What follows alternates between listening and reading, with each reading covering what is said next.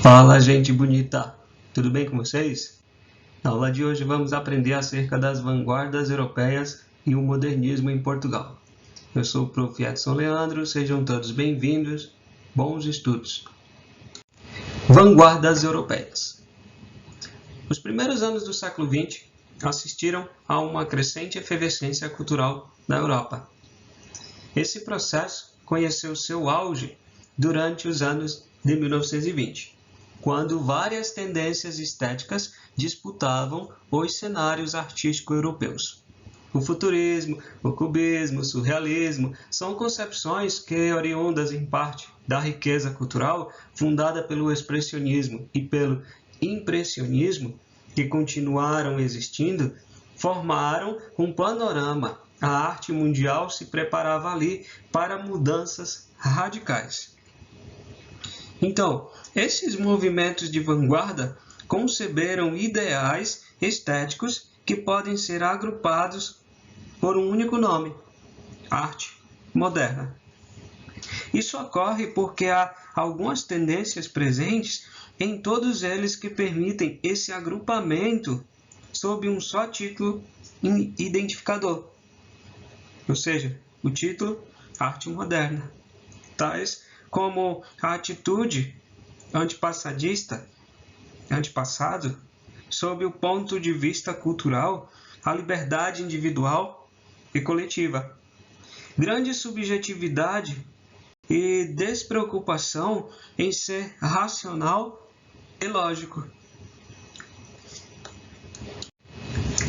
O movimento literário ligado à vanguarda ficou conhecido como modernismo. Então, esse movimento, a vanguarda, várias estéticas da arte, ficou ligado ao modernismo na literatura. Em Portugal, teve início em 1915, com a fundação da revista Orfeu, que reuniu os artistas interessados na difusão e na discussão dessas novas tendências. Já no Brasil, o marco histórico da introdução das ideias modernistas é a Semana de Arte Moderna de 1922, que representou uma mudança de rumos dentro da nossa literatura. Contexto histórico das vanguardas europeias. O início do século XX ele poderia ser datado no ano de 1895. Essa licença histórica se explica pela importância que essa data teve na história das ideias artísticas, dos ideais artísticos que viveram depois. Nesse ano, o austríaco Sigmund Freud lançou o livro Estudos sobre a Histeria. A publicação desse livro marcou e divulgou descobertas científicas que o levaram a constituir um novo ramo médico, a psicanálise, dedicada ao estudo do inconsciente humano, que guardaria a face obscura dos desejos do indivíduo. A ciência psicanalítica forneceu vasto material à arte. Daí a importância da gente conhecer o austríaco Sigmund Freud e o livro Estudos sobre a Histeria. Beleza? O otimismo do início do século justificava a crença da capacidade criativa do ser humano. Contudo, em 1914, eclodiu a Primeira Grande Guerra Mundial, como resultado de lutas imperialistas, que disputava mercados e regiões de produção de matéria-prima, que se davam em várias partes do mundo. Esse ambiente favoreceu o surgimento de novas ideias estéticas, surgidas a partir de contribuições artísticas do século XIX. Passamos agora a estudar esses movimentos artísticos, essas contribuições artísticas do século XIX.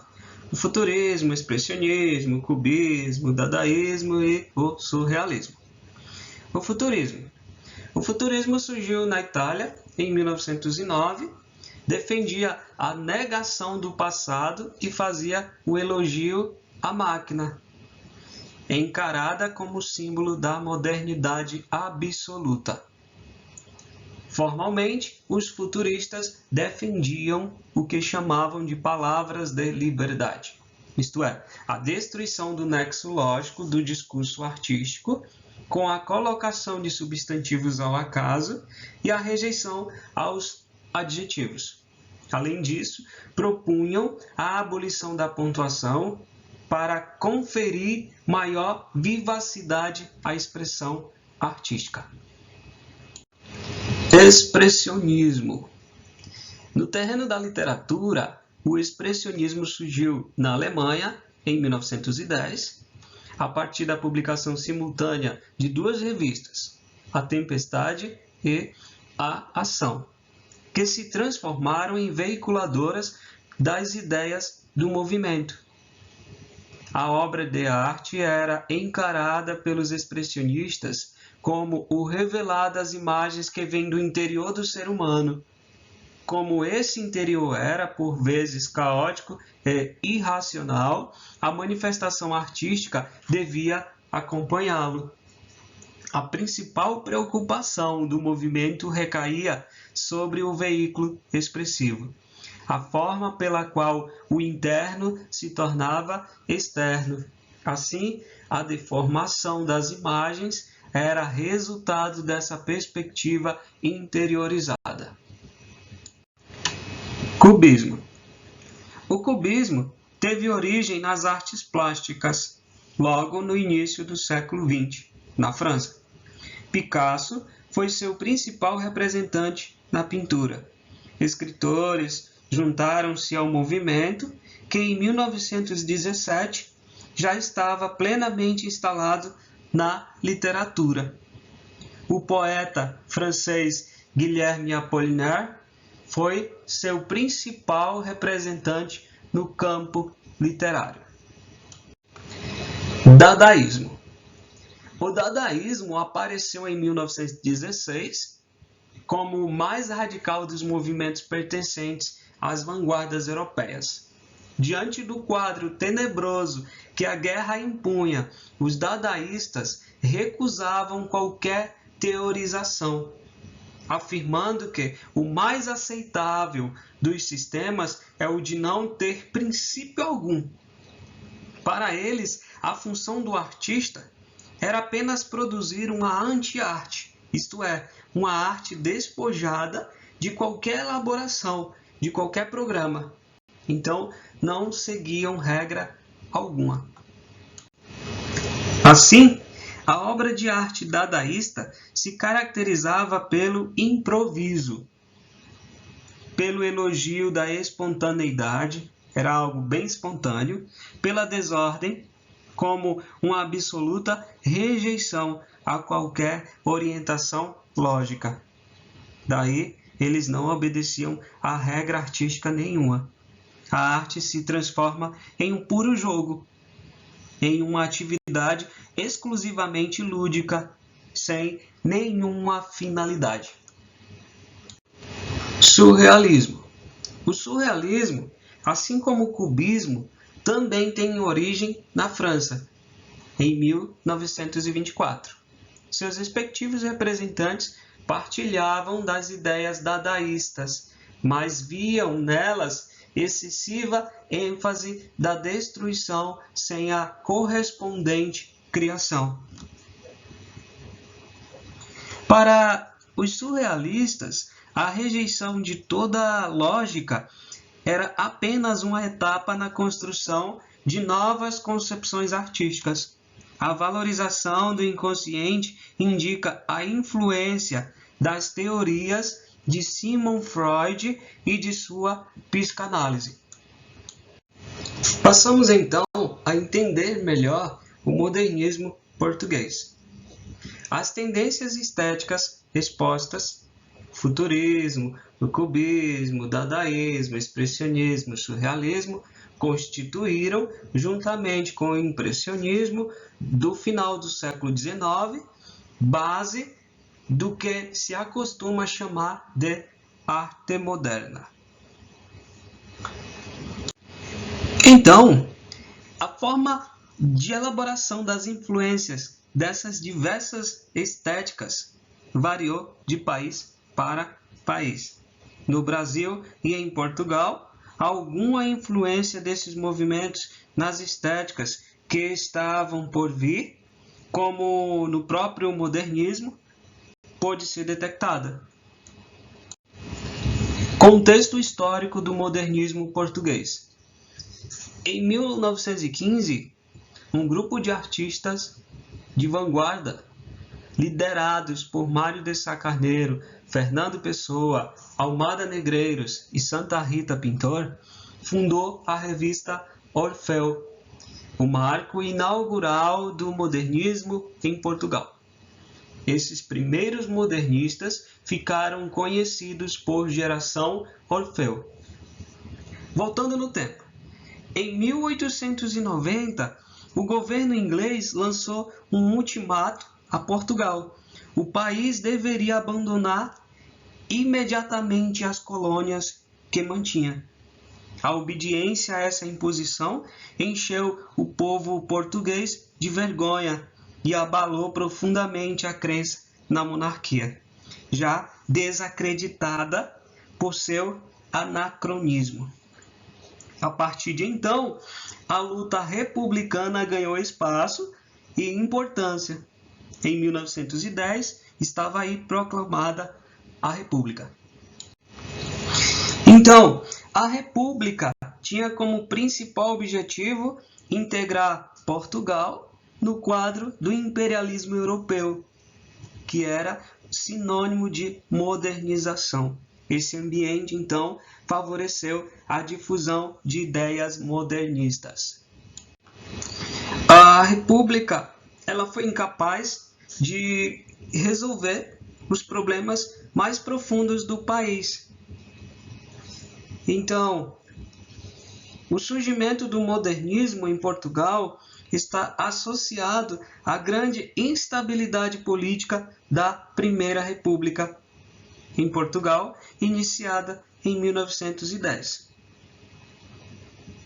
Além dessas questões, os anos da Primeira Guerra Mundial foram bastante difíceis, pois Portugal teve dificuldades para manter suas colônias ultramarinas cobiçadas pelas grandes potências da época. A partir da instabilidade interna em Portugal, agravou-se aí o deflagrar da guerra e a disputa pelas colônias, que fizeram desenvolver um forte sentimento nacionalista, baseado no saudosismo das antigas glórias marítimas. Assim, os modernistas portugueses tiraram proveito da herança simbolista, sem a negá-la totalmente, fazendo alusões a fortes conotações nacionalistas, ganhou força entre os membros da geração Orfeu. Ao lado disso, a absorção das conquistas futuristas que tomavam conta da Europa inteira, como apologia à máquina e ao progresso urbano, ao desenvolvimento urbano, conduziu então ao movimento de vanguarda. Caracterização do modernismo. Um primeiro elemento comum a toda manifestação do modernismo é a sua sistemática oposição ao academicismo, isto é, a arte regrada, regulamentada, repleta de truques convencionais. Essa postura de destruição dos moldes artísticos, desprezo pela norma culta, conduziu os modernistas. Quase sempre a atitude de antipatia à cultura estabelecida. foram, por causa disso, muitas vezes perseguidos e ridicularizados. Tinha aí uma proposta de uma arte livre no plano formal, bem como na temática. No terreno da forma, os modernistas também defendiam a abolição da rima e da métrica, com a exploração do verso branco ou solto, o verso sem rima, e livre, sem métrica regular, isto é, sem o mesmo número de sílabas. Essa inovação formal não era propriamente modernista, já que antes deles os simbolistas já faziam uso dela. Entretanto, o modernismo a transformou em bandeira de luta. Defensores da liberdade formal absoluta, os próprios modernistas praticavam o verso rimado e regular, já que a ruptura com os antigos moldes estruturais do poema permitia a escolha por parte do poeta. A partir desse momento, esse tipo de verso deixou de ser condição obrigatória para a obtenção de boa poesia. Além da versificação livre, a linguagem coloquial também foi adotada pelo modernismo, buscando assim aproximar a arte erudita das camadas populares. A transformação da fala das ruas da arte para o texto escrito conferiu um alto grau de oralidade. Ou seja, a imagem, a arte era transformada em oralidade. Com isso, a linguagem artística absorveu gírias, erros gramaticais, criações espontâneas do povo, neologismos, estrangeirismos, etc. Com essa postura de utilização de uma linguagem mais próxima do falar rotineiro, o modernismo tinha como tema fundamental o cotidiano. A partir de então, acontecimentos banais, sem importância, podiam ganhar status de obra de arte, tanto quanto os grandes amores e as emoções profundas tratados pela arte mais tradicional, distanciando-se assim da postura que defendia uma arte voltada para si mesma. As vanguardas estéticas do início do século XX manifestaram a preocupação social própria de um mundo sacudido por guerras e disputas internacionais de todos os tipos. Tratava-se, assim, de uma arte voltada para o mundo e que fazia dele sua grande matéria-prima. A partir desses estudos, passamos agora aos momentos modernistas em Portugal. Tivemos o primeiro momento, wolfismo, o segundo momento, presencismo, e o terceiro momento, neorrealismo. Vamos no primeiro momento, wolfismo, que foi de 1915 a 1927. A cronologia do modernismo português foi marcada pela publicação de duas revistas, Orfeu e Presença. Orfeu iniciou a primeira geração modernista, contemporânea das vanguardas europeias, cujos maiores escritores são Fernando Pessoa, o Mário de Sá Carneiro e Almada Negreiros. O modernismo de Orfeu foi um movimento tipicamente lisboeta de Lisboa, que se colocava contra a poesia neorromântica e os exageros do futurismo. Questionava o provincianismo português, preocupado apenas com o pitoresco regional de um nacionalismo exagerado. Buscava também uma sintonia com movimentos da vanguarda europeia. Essas tendências artísticas presentes estavam em Orfeu, que era diversificado, reunindo velhos e novos valores, ao mesmo tempo em que se viam valores simbolistas e decadentistas do final do século XIX. Via-se também uma reformulação desses valores orientada pelas novidades trazidas pelo expressionismo e pelo cubismo. No segundo momento, o presencismo, que vai de 1927 a 1940, ele foi marcado pela publicação da revista Presença, que promovia uma literatura de cunho mais intimista. O grupo do presencismo, de certa forma, representou muito mais uma continuação da proposta inicial do modernismo do primeiro momento ali, com a publicação da revista Orfeu. Então, o presencismo, no segundo momento, teve aí a criação de algo novo. Nessa fase, destacam-se José Régio, Branquinho da Fonseca e Irene Lisboa. E, por fim, no terceiro momento, neorrealismo, que vai de 1940 a 1947, foi marcado pelo afastamento do intimismo e da subjetividade, combatendo os preceitos do presencismo e fazendo uma literatura marcadamente social. Se destacam aí essa de Queiroz, Antero de Quental, José Saramago, Fernando Namora, Alves Ridol, Virgílio Ferreira.